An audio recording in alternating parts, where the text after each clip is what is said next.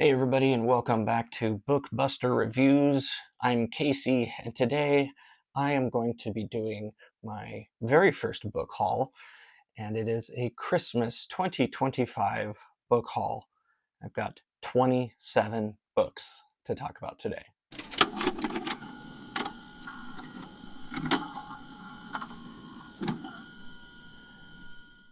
So, just for a little more ado, I've got some very generous people in my life who either bought me books because that's what I love to get, or gave money or gift cards to be able to go purchase some books. So if you're watching this, you probably know who you are, but thank you very much, because I can't believe the stacks of books that are sitting in front of me right now. People keep asking me where I'm going to start, and I have no idea. I've got some books already picked out to read in January, but I'm a mood reader, so any of these books may end up making the cut. So we'll see.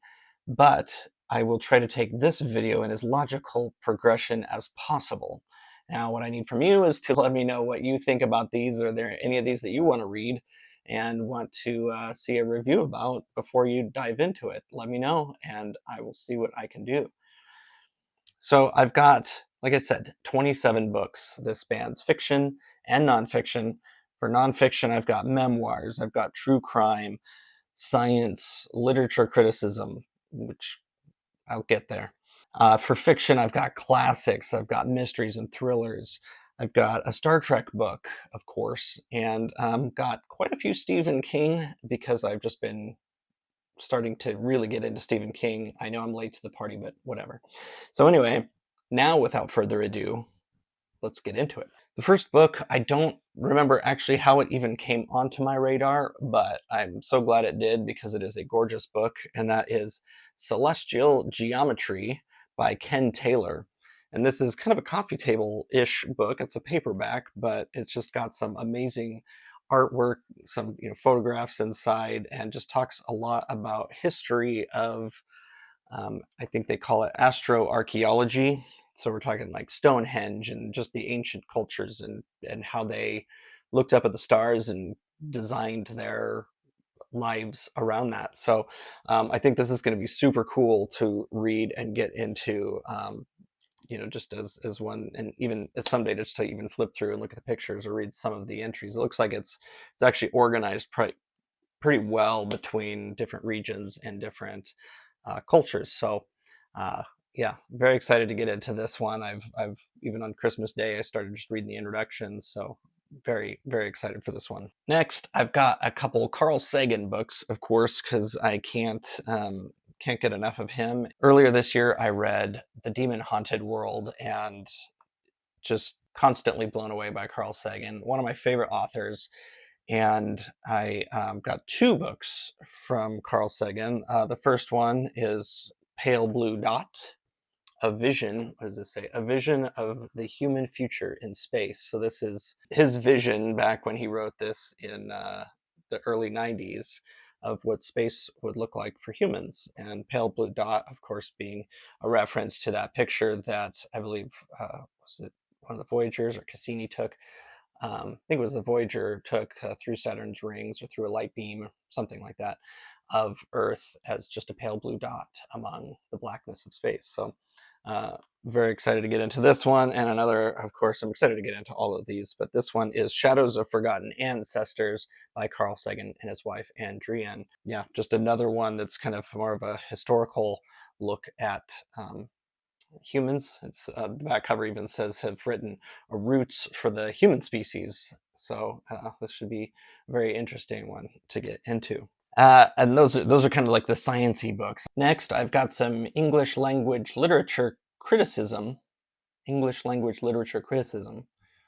books to talk about, that I think should be pretty interesting. I've got these off of, I wouldn't exactly say they were recommended, but they were referenced by Benjamin McAvoy in one of his videos, which I'll link to down in the comments, where he talks about how to get an English literature degree, an Oxford English literature degree for free, something to that effect. And as part of the literature criticism portion of the degree program. He listed out a handful of books, and I read the first one on the list, which was literally a textbook, pretty much.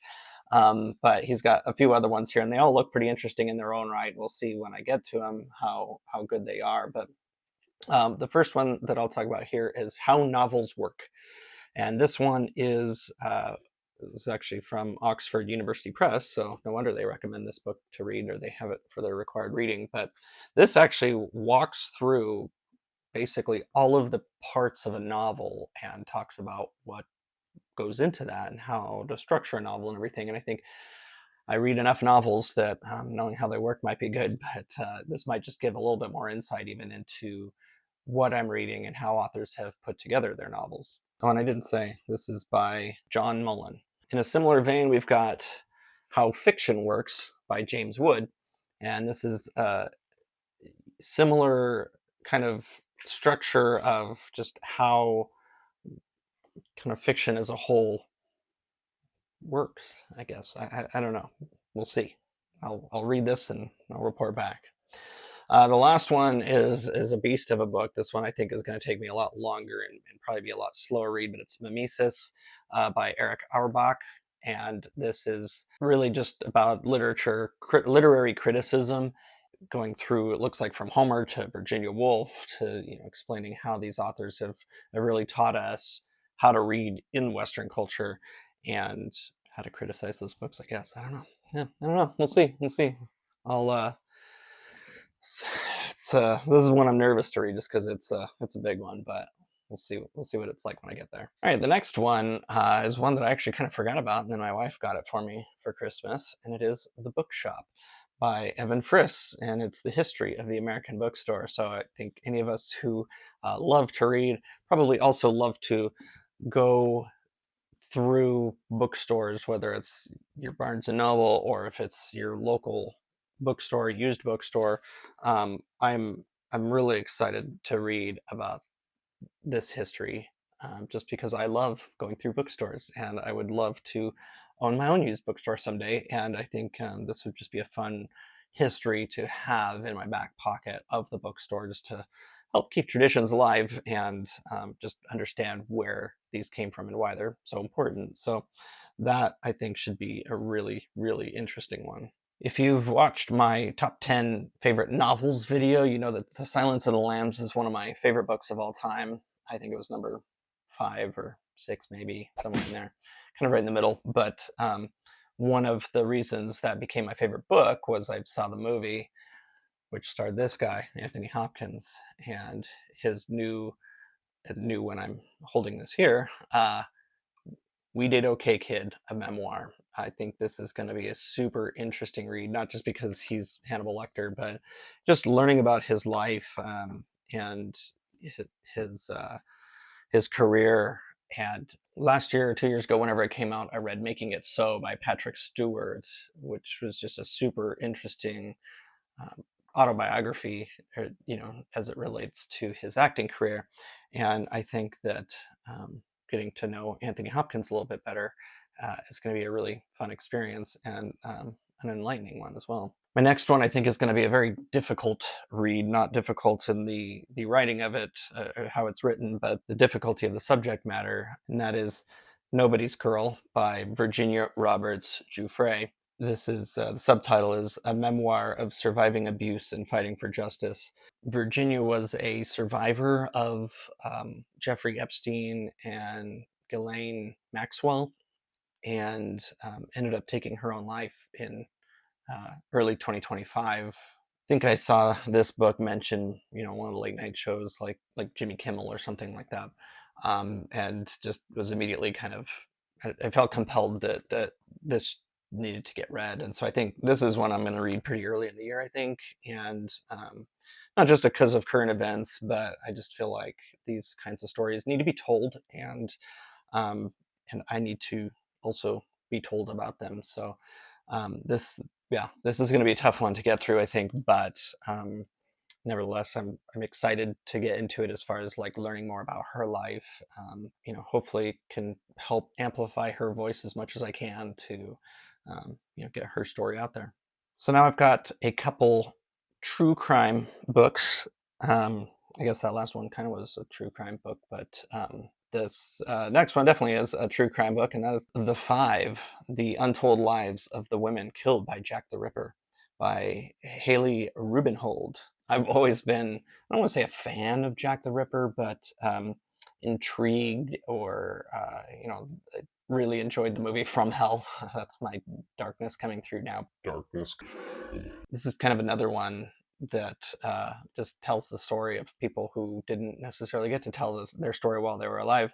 In fact, actually, as I'm recording this, I'm reading the book by Anne Rule called Green River Running Red, which also tells the story of women who were murdered by a serial murder. Yeah, so I think that this will be a really interesting read. We hear a lot about Jack the Ripper, but not always about the women who he killed. So I think this will be a very interesting one to read and learn from. Next is one that I was super excited about when it came out in hardcover, but I wanted to wait till it came out in paperback, and it did recently, and that is Framed by John Grisham and Jim McCloskey.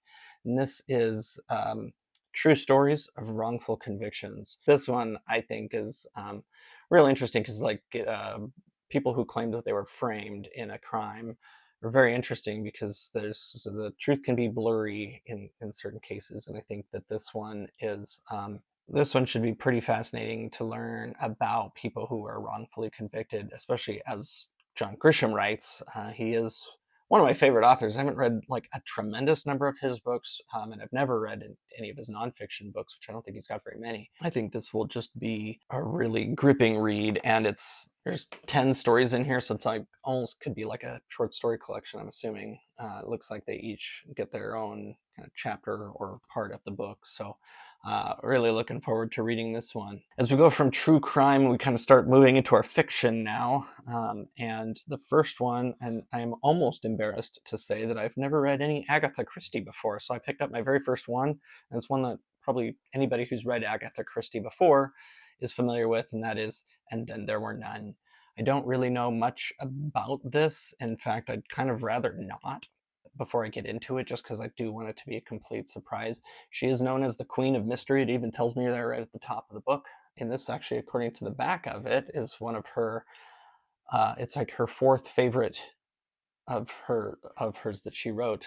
So that's interesting. But I didn't really want to start with Miss Marple or Hercule Poirot, just because I didn't really necessarily want to get started in a series. I do like to read those in order, and of course, the most famous ones like Murder on the Orient Express or Death on the Nile, things like that, came later in the series and weren't necessarily towards the beginning. So kind of thought a standalone might be a good one to start with. And this is one of her highest rated books on Goodreads.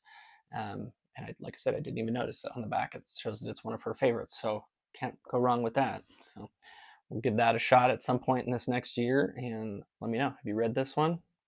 This is one of my favorites, Animal Farm. I've read this numerous times, by George Orwell, of course. I reread 1984 earlier this year. I actually read Animal Farm 2 years ago, I think. So I probably won't get into this anytime soon. It's a nice thin one, though. If I ever do, just need something to cleanse my palate between things. But this is a really, really good kind of commentary using animals of communism, and very well done. A lot of people get tired of this book, I think, but I don't know how, because it's short, so you don't spend much time in there to get tired of it. But I just think this is a really, really good commentary on humans told by animals. Next is another classic. This one's a bit of older one by Oscar Wilde, The Picture of Dorian Gray. This is one I've not read, but I've always wanted to, and I just honestly don't know why I've never gotten to it or why I've never actually had it in my library. And as you can see right here, I've got plenty of room for all these new books. It should be a very interesting read, but I've heard that it's really good, and I think it even got banned in certain places. So we'll definitely see what happened there, because shouldn't be banning books. And the last of the classics that I've got is Charles Dickens. It's Oliver Twist. Never read this one. In fact, I'm actually just kind of starting to get into Charles Dickens a lot more. If you've seen any of the videos that I've posted so far, both of them, A Christmas Carol is my favorite book of all time. and it is a very short book. So earlier in this year, I read Great Expectations and really enjoyed it. And I have a copy of the Pickwick Papers, and that might be it so far. So I figured, you know what, Oliver Twist is one that a lot of people talk about. It seems kind of divisive. Some people like it, some people don't. But it is one of his earlier works, and I do have a tendency to like going through in publication order. So we will see how this one goes, but I'm really looking forward to it because this is just one that everybody knows of, probably from the musical, which I've never seen. So I really don't know much about this story. So we will find out about it, and I will report back. Okay, next I've got a few kind of standalone books that were either recommended directly to me or I've seen on BookTube or both. And I really don't know much about these beyond their most superficial plot. The first one, though, is The Alienist by Caleb Carr. This was recommended to me by a coworker of mine. He said that this one and its sequel, which I can't remember off the top of my head what it's called, which is okay because I need to read this one first. Um, but he said that he thought I would really like these. It looks like basically an historical novel that's also a murder mystery. It looks like it takes place in 1896 in New York, and like I said, a murder mystery. So I think I don't know. It almost looks like Jack the Ripper on the cover, but it's in New York, so maybe it's a few years after Jack the Ripper, so maybe it's similar to that. So really looking forward to getting into this one. I don't think I'll get into it quite yet.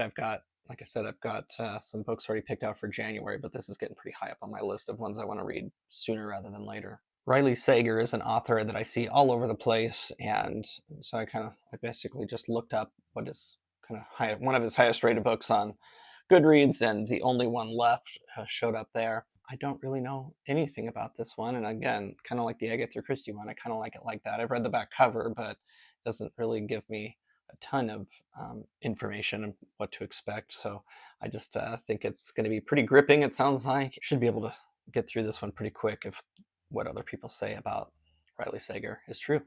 I'm pretty stoked to get into the next one, and that is Recursion by Blake Crouch. I read Dark Matter earlier this year, a couple of years ago maybe, and really liked it. And I've seen people on BookTube all over the place saying that if you like Dark Matter, this one's even better. In fact, I've seen people read this one first and then Dark Matter and still prefer this one. And this is basically people who are starting to remember things that aren't their actual memories. That's not their own memories. And I think this one is going to be a really quick read just because Dark Matter, I think I blew through in just a couple days. So, and this one's also not very thick. So I think I will be getting to this one pretty early in the year as well.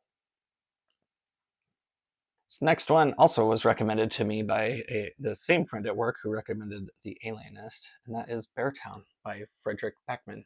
I read Anxious People earlier this year, and that was actually part of our book club at work, which I pick all the books for, and I picked Anxious People because it just seemed uh, like one that I would enjoy. And Beartown, I was kind of peripherally aware of, but this is one that as soon as my friend saw that I was going to be reading Anxious People, he suggested this one too. He said, if you like Anxious People, then definitely pick up Beartown. And I've seen people on BookTube talking about this one too. Again, I don't know a whole lot about it except it has something to do with hockey, and they're in Sweden, and that's about it. So I'm, looking forward to that one. I'm not a huge hockey fan, definitely not a hockey player. Can't even skate, but I think this will be a fun one. The thing that I liked about Anxious People, just as far as overall, not necessarily the story, was just the writing was so good. But it's translated from Swedish um, by Neil Smith, and who just did an amazing job of translating into English and still packing all the same emotion into the words and not just necessarily translating the words on the page. So if this one's anything like Anxious People, as far as the writing and the translation is concerned, I think that this one is going to be very well done. And so I'm very much looking forward to getting into this one. All right, one more standalone book, and that's actually the Star Trek book. This one I didn't technically get it for Christmas. The publisher, Simon and Schuster, sent it to me. I'd already read it just because it came out earlier this month, but it did show up near Christmas, so I figured I may as well talk about it. And that is Star Trek: The Original Series, Identity Theft by Greg Cox. And part of the reason the publisher sent it to me was because I am a co-host of a podcast called Literary Treks, which you can go listen to anywhere where you get your podcasts. And my friend and fellow booktuber, Jonathan Cohn, whose channel I will link down below, he and I got to talk to Greg Cox about this book and had a really fun discussion with him. And it is a great book. This is one of the 27 I've actually already read. Well, I guess I read Animal Farm, but I read this one recently and can say that it is a fantastic book. If you are a fan of Star Trek, if you've never read a Star Trek book, but you're a fan of the original series, this is not a horrible starting point. It does focus on Chekhov. It is a Chekhov book, which we don't get very many of. We still get all of the other characters, and they're just Greg Cox always does an amazing job with those characters, and same thing here. So definitely check this one out if you're into Star Trek and want to get into Star Trek books or anything. Go find it. Go listen to our podcast where we interviewed him. It's called The Chekhov Book, is the name of the episode, in December of 2025 on Literary Treks. The next couple books I'm very excited to get into. They're both by the same author, and I read, I think, two of his books just earlier this year in 2025 and just was immediately hooked by him. And that author is John Mars, who wrote The One and The Passengers. And so the next one in his kind of dark futures uh, series. The Minders is the next one that I'm going to get into. And again, I don't know a ton about this book except that I loved his first two books and I just want to get into this one. And so I will be reading this one probably in the first few months of 2026. And the next one from John Mars is The Marriage Act. This is basically like a follow-up to The One. And this one, I believe, has something to do, it's almost like a reality show or something like that, where people are kind of brought together for TV. And because it's John Mars, not all can be as it seems, and something has to go awry. And looking forward to this one a lot. Yeah. All right. And I promised Stephen King, and that is what I'm going to end with today. I have got 5 Stephen King books, and I'm actually going to go a little bit out of order here. But the first one I want to get was kind of an impulse buy when I was at Barnes and Noble just earlier today to do some book exchanges that, to get the right covers.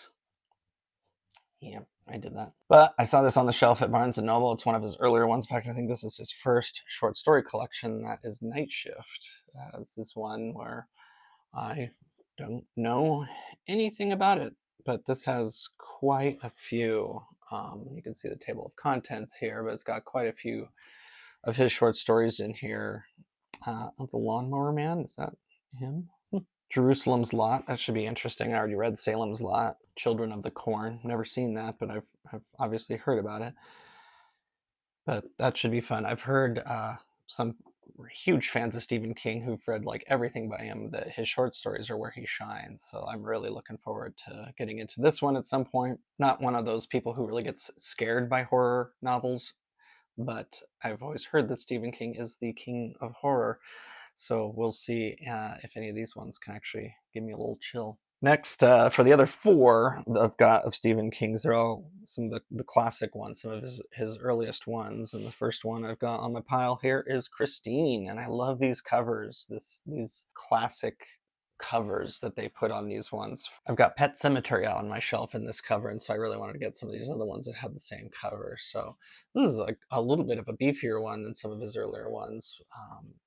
We're up in 620 plus pages, and just kind of wonder how can a car be so scary? We'll find out. Next is, again, same with these classic covers, is Cujo. I can see how dogs could be scary, especially if they're rabid. So definitely another one to look forward to. Followed by Firestarter. This is one that I actually didn't, I don't think I realized this one had this kind of classic cover on it. I think maybe they've been releasing some more of them. I think all I knew about was Cujo, Christine, and Pet Cemetery, but saw this one. And Firestarter is one I've heard a lot about, but never seen any movies. Obviously, I haven't read it, so yeah, another one to look forward to in the classic King collection. And last but not least, again, another one that's got this kind of classic cover on it, um, The Dead Zone. This is one that I'm aware of again, but don't know. We'll find out. But I'm really looking forward to getting into these books. And that's all I got. I'm very excited to read all of these books, but I want to know, have you read any of them? Are there any that I should prioritize? Are there any that you thought weren't the greatest? Maybe if they're not the greatest, don't tell me, because then I may not want to read it. And I do right now want to read all these. Let me know down in the comments. And while you're down there, if you wouldn't mind giving me a little like if you like this video, and subscribe if you want to see more like this. I've got lots of plans for more videos coming up, so stay tuned, and I will see you next time.